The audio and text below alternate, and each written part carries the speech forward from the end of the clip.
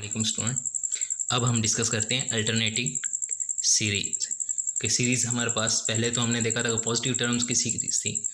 अब alternating series का क्या मतलब है कि कभी वो प्लस की वैल्यू टर्म आ जाएगी, कभी माइनस की टर्म आ जाएगी, कभी प्लस की टर्म आ जाएगी, कभी माइनस की टर्म आ जाएगी।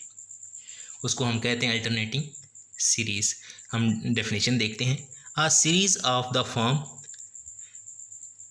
इस फॉर्म में n is equal to 1 to infinity -1 की पावर n un और n 1 to इन्फिनिटी -1 की पावर n+1 इंटू un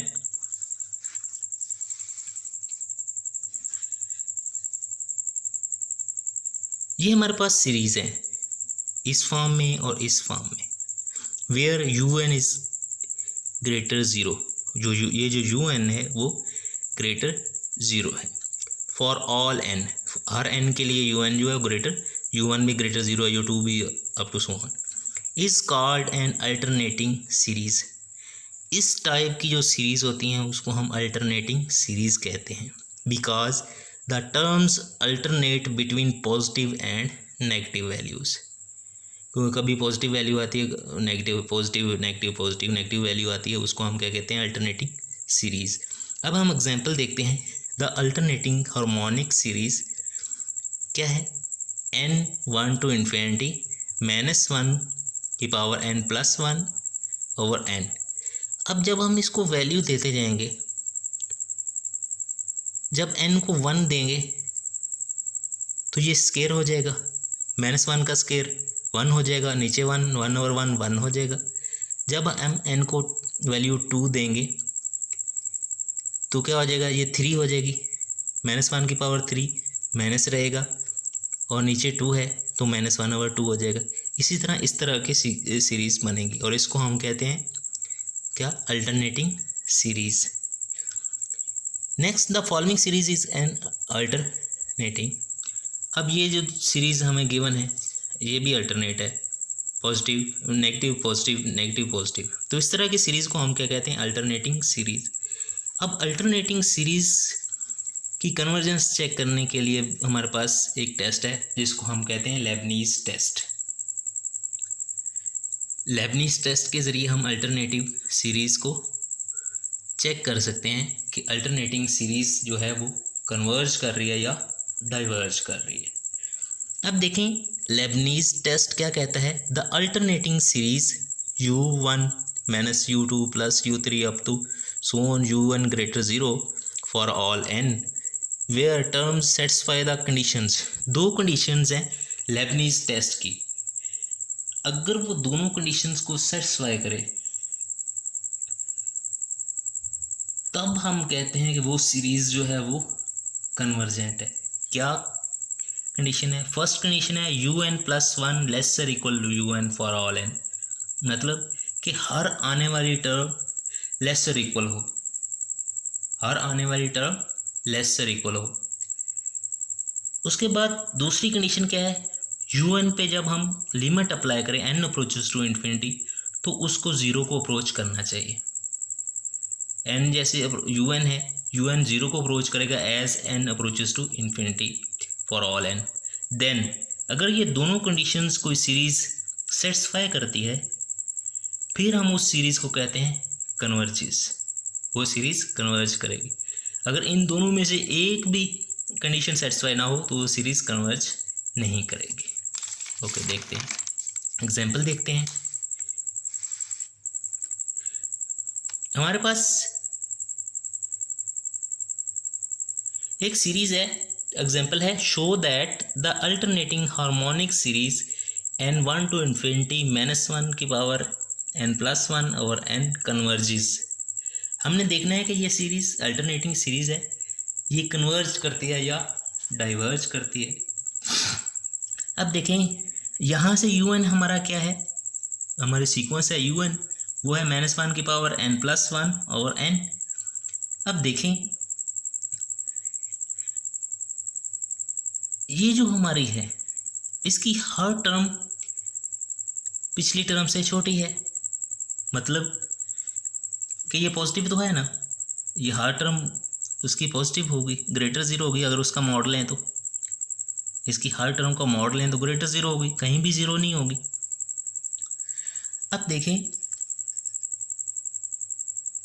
अगर हम 1 लें n तो हमारे पास क्या आ जाएगा, 1 आ जाएगा। अगर हम 2 लें तो हमारे पास क्या आ जाएगा, -1/2। माइनस को इग्नोर करते हैं, माइनस साइंस नहीं देखते, सिर्फ न्यूमेरिकल वैल्यूज़ देखते हैं। तो 1 जो है उसके बाद है -1/2, माइनस को नहीं देखेंगे तो 1/2 है, और 1/2 वो छोटा है 1 से। इसी तरह ये यहाँ से हमें क्या पता चलता है कि UN+1 की जो मॉडुलस वैल्यू है वो लेसर है UN से, कि हर आने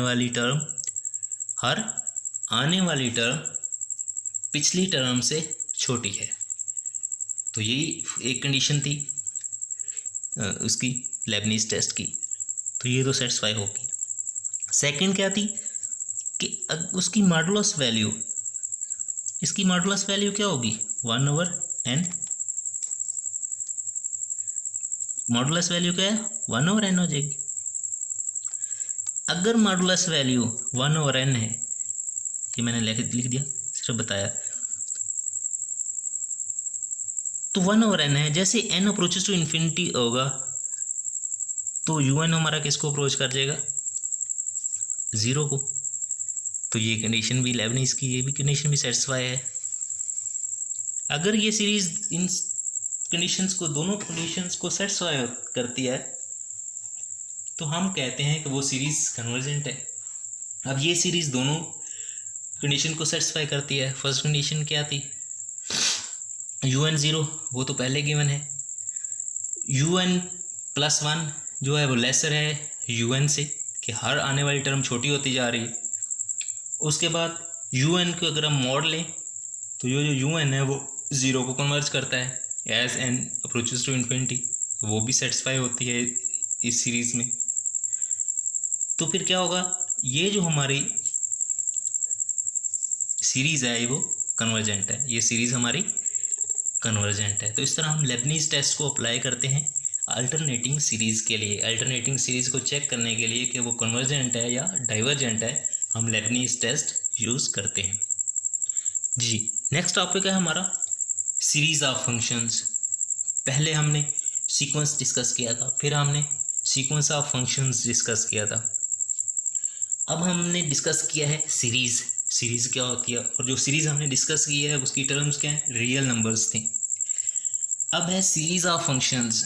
सीरीज़ ऑफ फंक्शंस जैसे सीक्वेंस ऑफ फंक्शंस था कि उस सीक्वेंस की हर टर्म एक फंक्शन थी, इसी तरह सीरीज़ ऑफ फंक्शंस में भी सीरीज़ की हर टर्म जो है वो एक फंक्शन है, तो उसको हम कहते हैं सीरीज़ ऑफ फंक्शंस।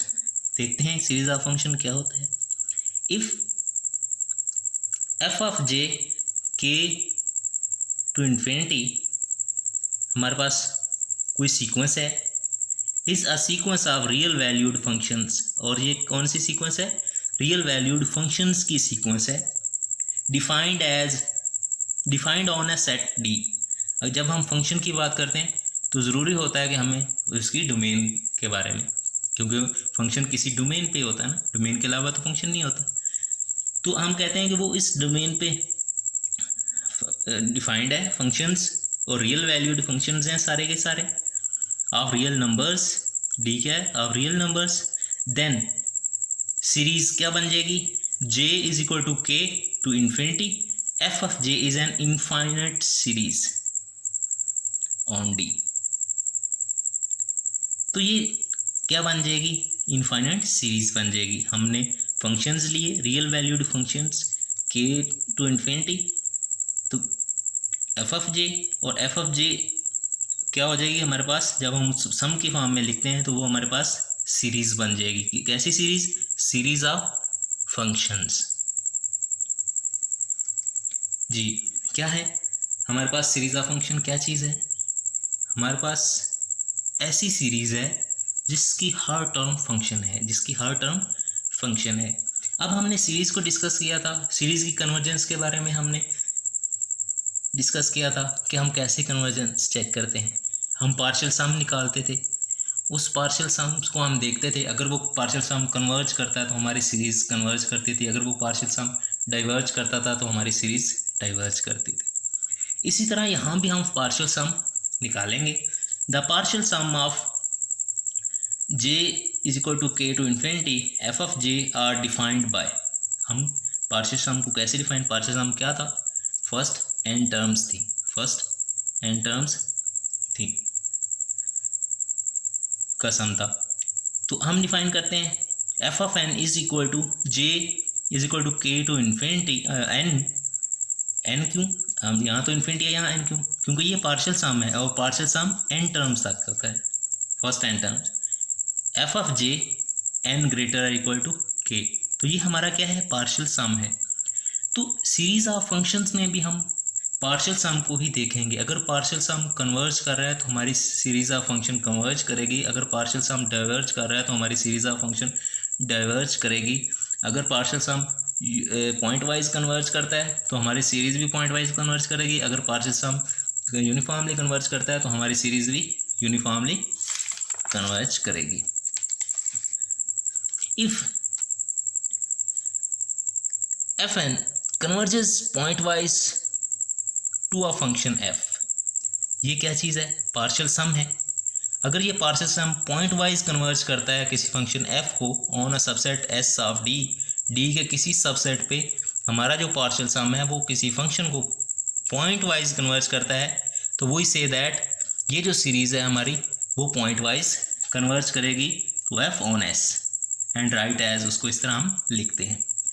इफ़ ये जो हमारा पार्शियल सम है converges uniformly to F on S, किसी इंटरवल पे ये किसी फंक्शन को यूनिफॉर्मली अगर ये पार्शियल सम कन्वर्ज करेगा, वही say that converges uniformly to F on S, तो ये जो हमारी सीरीज़ है वो यूनिफॉर्मली कन्वर्ज करेगी।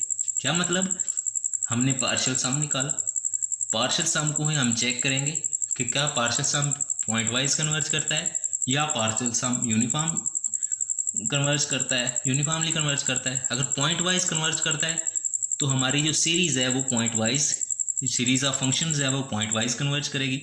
अगर पार्शियल सम यूनिफॉर्मली कन्वर्ज करता है तो हमारी जो सीरीज़ है वो यूनिफॉर्मली कन्वर्ज करेगी। अब यूनिफॉर्म कन्वर्जेंस के लिए हम एक टेस्ट डिस्कस करते हैं, वेस्टरॉस M test.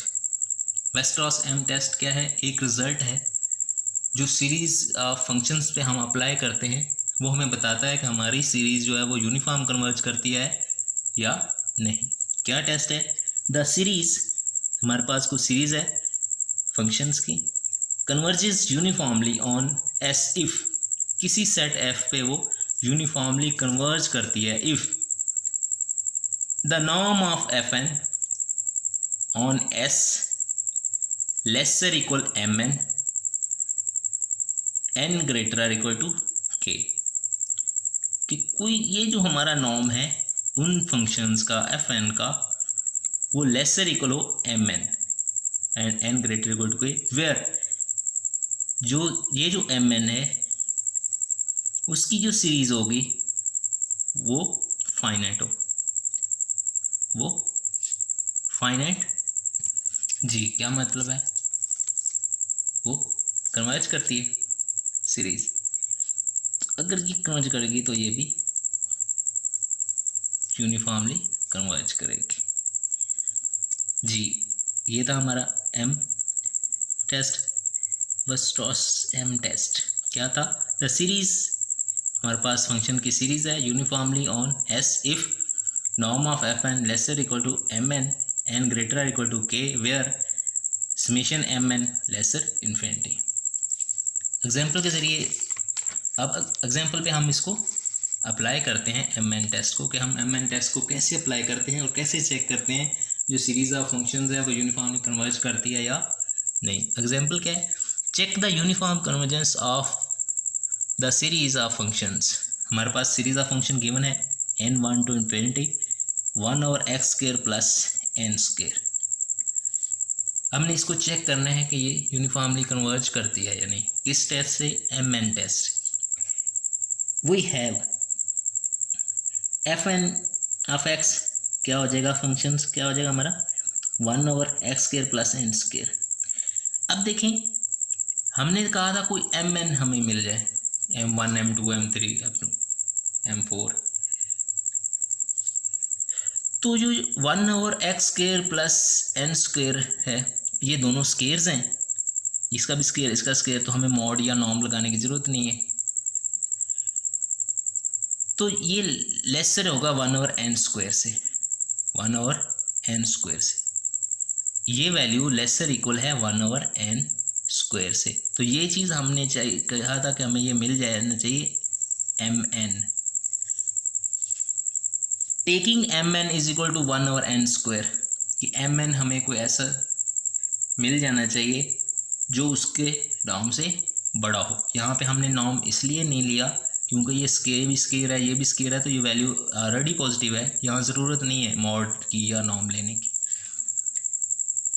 If taking MN is equal to 1/n² and recalling that, अब ये चीज़ देखें, MN is equal to 1/n² जो है वो लेसर इन्फिनिटी है बाय P सीरीज टेस्ट कि ये कन्वर्ज करते हैं, ये कन्वर्ज करती है। Due to Weierstrass M test we can conclude that कि ये जो सीरीज़ है हमारे पास गिवन, ये यूनिफॉर्म कन्वर्ज करती है uniformly on interval, open interval -∞ to ∞। MN test क्या था?